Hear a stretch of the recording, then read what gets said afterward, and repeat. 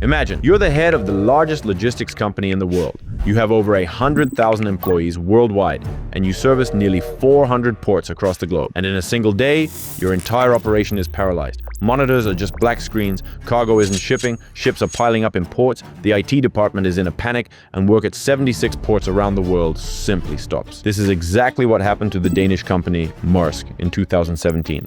Its system was breached by hackers. A hack so devastating they had to find their salvation in Africa.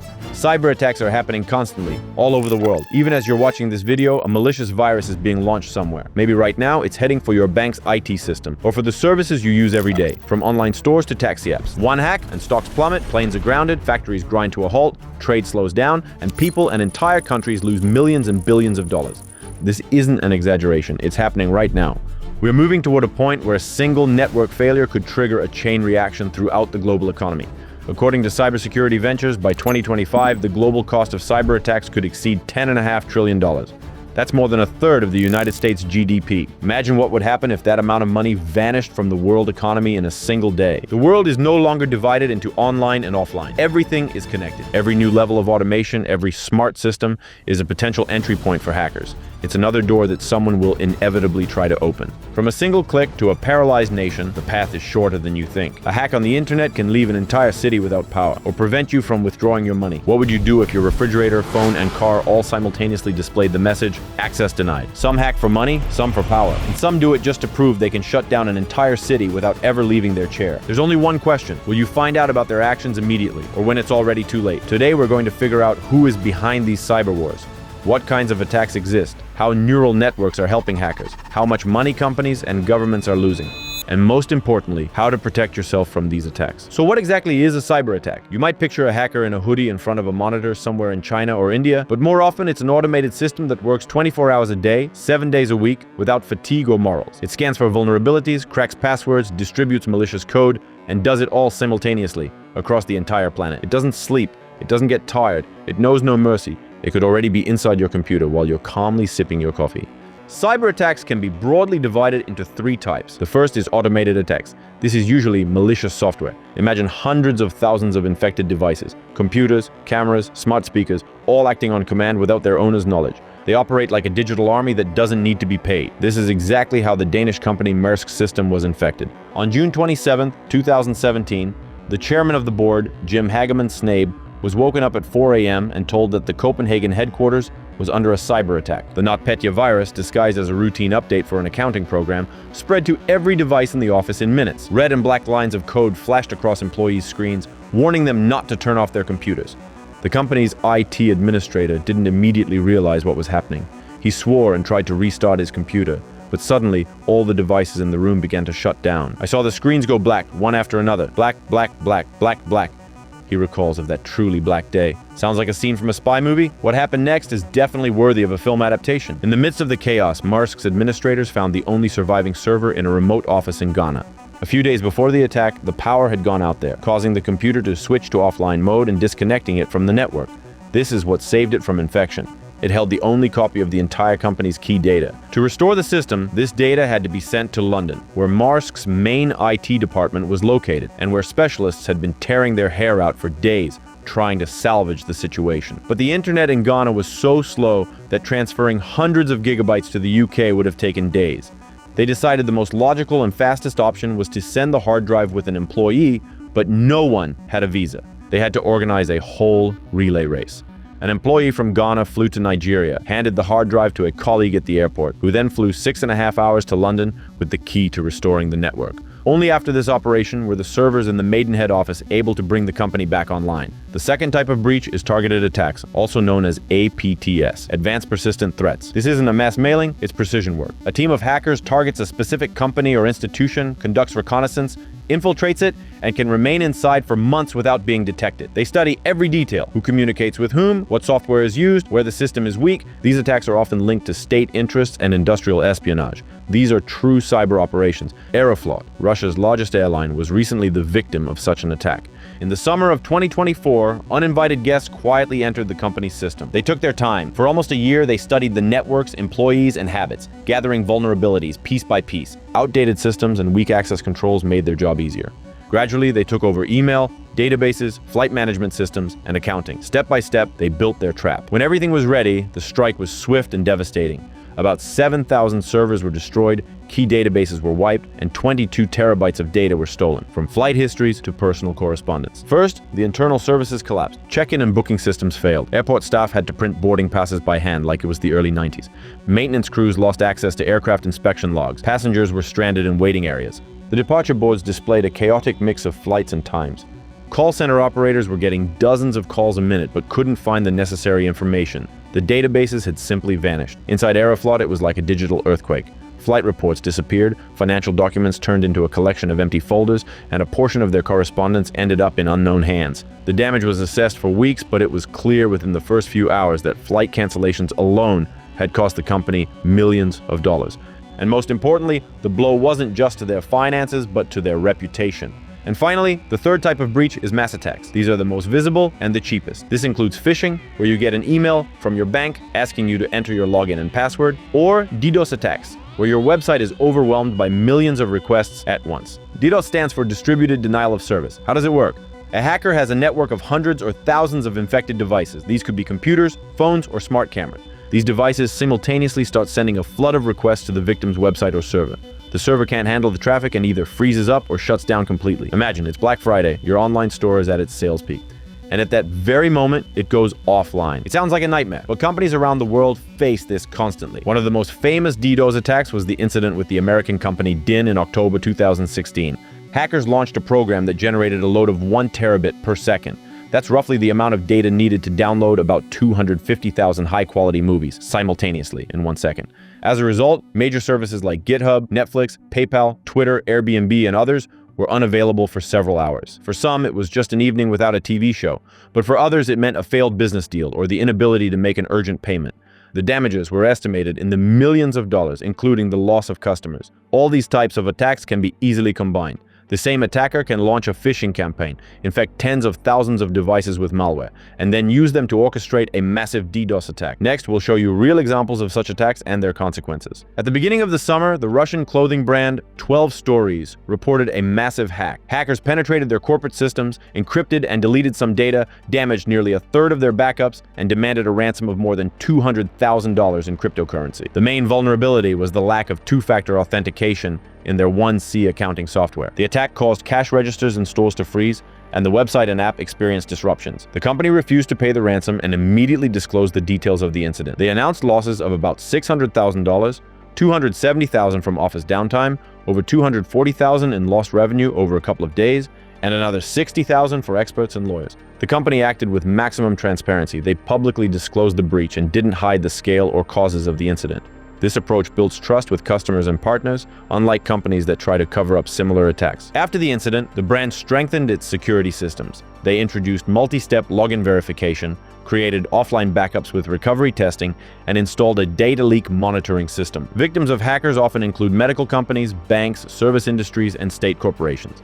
Basically, any organization that stores personal data, a valuable resource that can be sold on the darknet and for which companies might theoretically pay a ransom. This is what happened with the American credit bureau Equifax in 2017. Due to a security flaw, hackers had access to the bureau's data for a full 3 months. During that time, they stole the data of about 140 million customers. Names, social security numbers, birth dates, addresses, and the data of over 200,000 credit cards. But not only did the breach go unnoticed for 3 months, but they also only disclosed it publicly 2 months later. During that time, 3 top executives sold shares worth $1.8 million. This caused a major scandal and shattered trust in the bureau. The consequences dragged on for years. The company faced hundreds of lawsuits, and the CEO, Richard Smith, had to testify before the US Congress and publicly apologize. But of course, hackers are primarily interested in stealing money. One moment, the funds are in an account, the next, they're in someone else's hands, and there are no sirens, no warnings. In February of this year, the North Korean Lazarus Group managed to steal $1.5 billion in cryptocurrency. This happened during a transaction involving an Ethereum cold wallet from the Bybit exchange. It wasn't a direct theft from the exchange, but a complex attack on the transaction itself. The hackers used a masked transaction method. Exchange employees signed the transfer, seeing the correct recipient address in the interface, but in the smart contract's code, It had been swapped for a malicious one. As a result, control of the wallet was transferred to the attackers, along with 401,000 Ethereum. This is a classic supply chain attack where a weak link outside the company becomes the key entry point for a breach. After the theft, the Lazarus Group meticulously covered their tracks. They moved the money through mixers, changed wallets, and sent a portion to the darknet, where recovering the funds is impossible. The group has an entire department that works around the clock to launder the stolen funds through complex schemes to confuse law enforcement.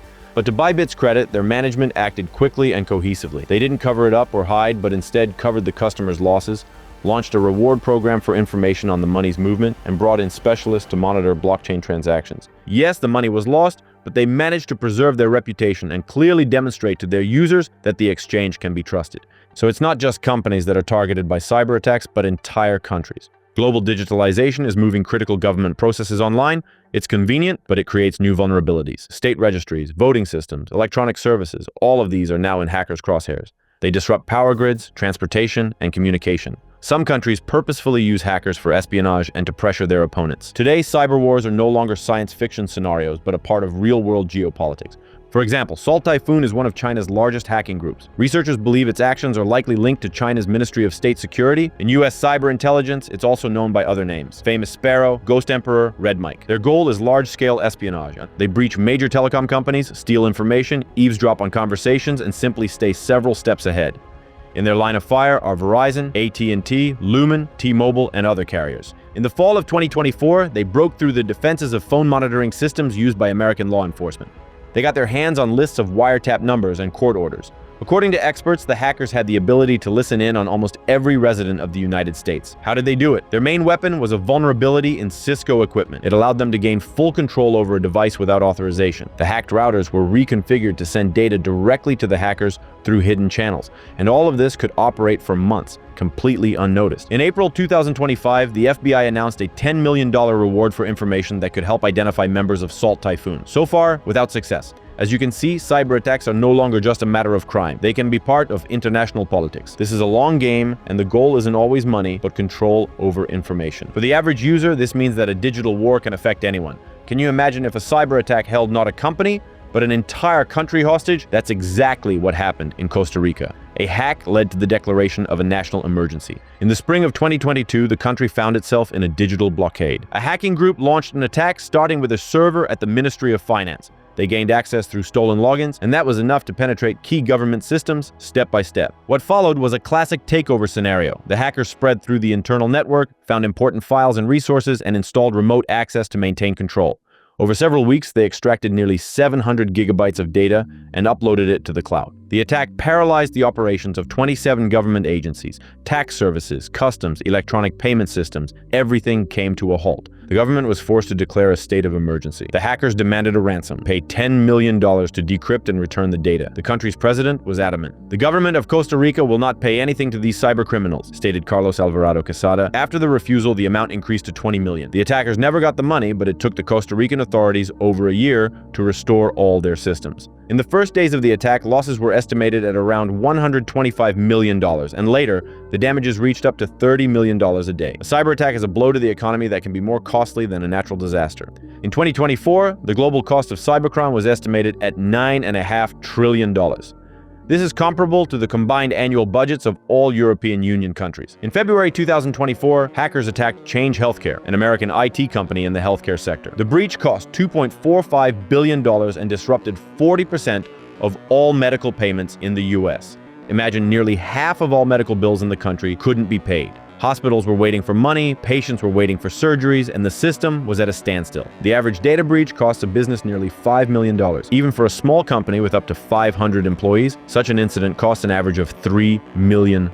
And these are just the direct losses. Add to that the cost of investigation, system restoration, compensation payouts, fines, and more. Companies are fined for data protection violations, and in 2024, these fines broke all records. Meta paid 1.2 billion euros for transferring data from the EU to the US. For some companies, sanctions like these can be as damaging as the attack itself. Another factor is downtime. After a serious breach, companies are offline for an average of 24 days. For the industrial sector, this means losses of up to $125,000 per hour. For businesses in general, it's $1.47 million per incident. To stop the chaos and regain access to their data, companies sometimes give in to hackers' demands and agree to pay a ransom.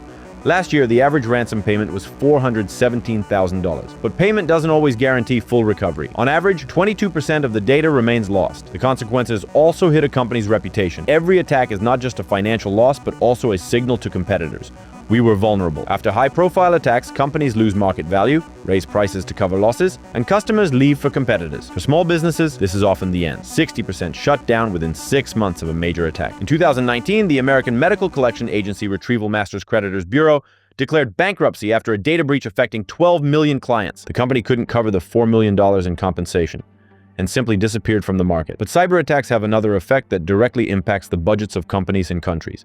They force them to spend more and more on security. In 2025, global spending on cybersecurity is estimated at $227 billion. By 2030, this figure could exceed $500 billion. The US leads the way, accounting for about 40% of global spending. But the fastest growing investments are in Asia, due to mass digitalization and frequent attacks on critical infrastructure. The healthcare and finance sectors invest the most in cybersecurity, where the damage from a single serious attack can exceed $10 million. But who is actually behind these cyber attacks and why? There are several groups of players, each with their own motive. First, there are hacktivists who attack for a cause. These are digital protesters. Their goal isn't money, but drawing attention to an issue: human rights, the environment, fighting censorship, or corruption. For example, activists might attack oil companies because of their environmental impact. They use DDoS attacks, website defacement, and data leaks. Sometimes it's just a symbolic gesture. The most famous example is Anonymous. This is a group of hacktivists that targets the websites of governments, corporations, and even religious organizations when they deem their actions unjust.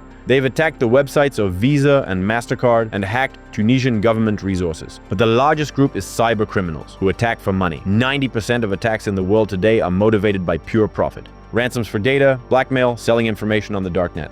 The aforementioned Change Healthcare paid hackers a ransom of $22 million after their breach. When it comes to large-scale cyber attacks, the stakes are much higher than with ordinary hacks. This is about espionage, sabotage, technology theft, and putting pressure on competitors or adversaries. According to a Chainalysis study published by the BBC, in 2024, hackers linked by the US to North Korea stole approximately $1.3 billion in cryptocurrency, accounting for more than half of all crypto thefts for the year. The report states that some of the attacks involved North Korean specialists infiltrating crypto and tech companies under the guise of remote IT workers to steal funds. US authorities claim the regime uses this money to bypass sanctions and fund its weapons programs. Sometimes the enemy is already inside. An employee with access to systems can cause more damage than an entire group of hackers. The motives can be revenge, money, or simple negligence. In 2002, a UBS bank administrator named Roger Duronio received a smaller bonus than he expected.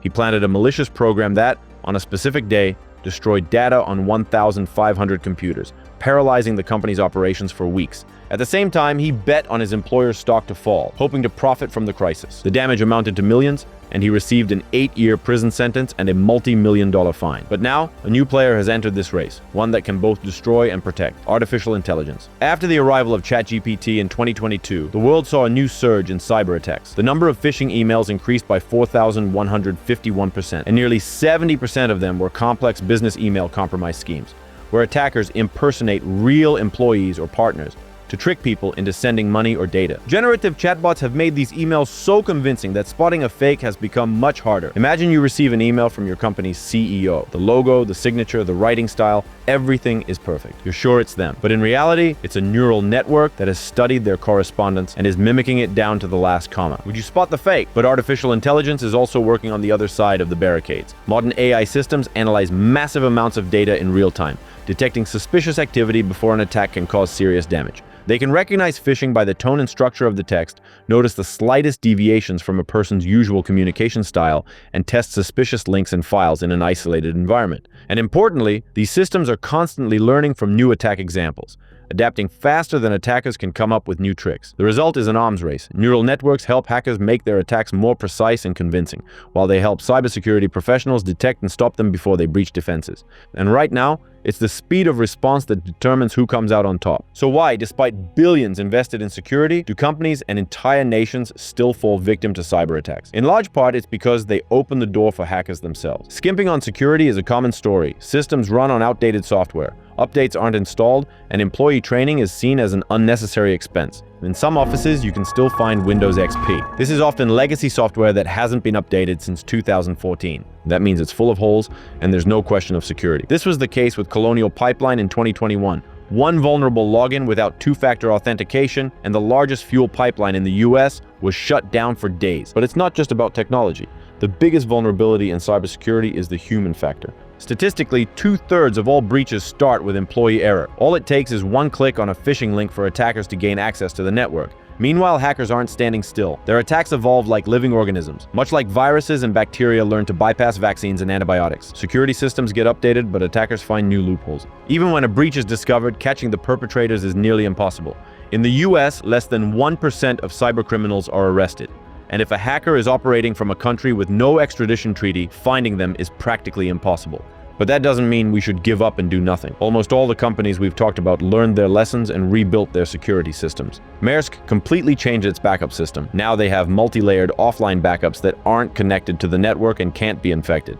They segmented their network into isolated sections so a virus can't spread. Colonial Pipeline enabled two-factor authentication for all internal systems, installed programs that monitor for suspicious activity 24/7, and developed a cyber attack response plan with regular employee training. Aeroflot updated its old software, introduced multi-level access verification, installed systems that signal breaches in real time, and set up secure offline storage for critical data. 12 Stories added two-factor authentication for its accounting software, created offline backups with recovery testing, installed a data leak monitoring system, and maintained a transparent policy of informing customers. Bybit began vetting every partner and supplier, introduced artificial intelligence for real-time transaction analysis, strengthened multi-factor authentication, and expanded its bug bounty program for reporting suspicious activity. Right now, somewhere in the world, another virus has been launched to begin an attack. Are you sure you won't be next? And are you and your devices ready for it? Each of these examples is a warning. And if you think this doesn't apply to you, then you are vulnerable. We've prepared a checklist of basic rules that are essential for any large company, small business owner, or individual today. Rule 1, use modern operating systems and install updates on time. Rule 2, create backups and store them where a virus can't reach them. Rule 3, train your employees. No matter how great your security is, it can be broken by a single click on a link in an email. Rule 4, restrict access and grant permissions only to those who truly need them. Rule 5, encrypt your data. Use complex passwords and multi-factor authentication. Rule 6, keep your antivirus and firewall turned on. Monitor what's happening on your network and analyze any anomalies. Rule 7, test your defenses, run penetration tests. And the 8th and final rule, most importantly, have a plan for what to do in the first hour after an attack. Let us know in the comments if you've ever encountered a cyber attack and how you protect your business or your personal data, phones, or computers from being hacked. Stay vigilant and remember, those who save on security end up paying much more later. The question isn't if a hacker will get into your system, but whether you can stop them before the damage becomes irreversible. That's all for today. We'll leave all the important links in the description. See you next time. Bye.